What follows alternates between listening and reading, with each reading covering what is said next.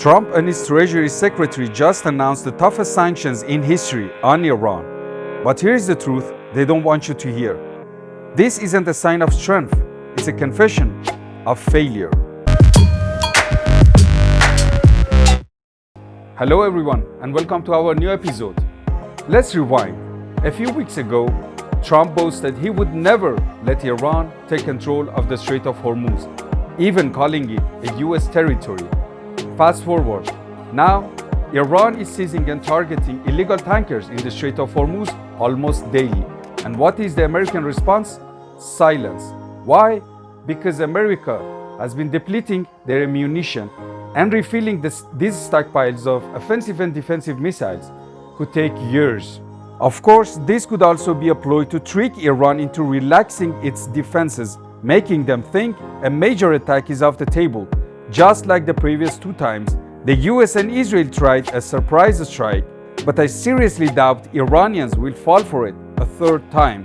So instead, they're crawling back to the same tool that has been failing for almost 5 decades: sanctions. Now let's be real, Iran's economy is hurting. Inflation is brutal. But here is what the West refuses to understand. Iran has been under sanctions for nearly 5 decades. They built a sophisticated shadow economy and oil routes immune to US pressure. You cannot starve a nation with 15 land and sea neighbors. Iran's key partners, such as Russia, China, or even countries like Brazil, don't take orders from Washington. They can threaten you're either with us or against us.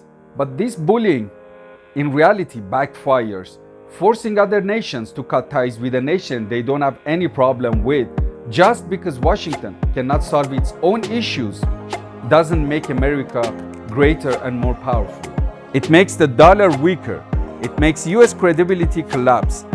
Every threat to isolate Iran is a threat to isolate the dollar itself. Donald Trump tried military action and it failed.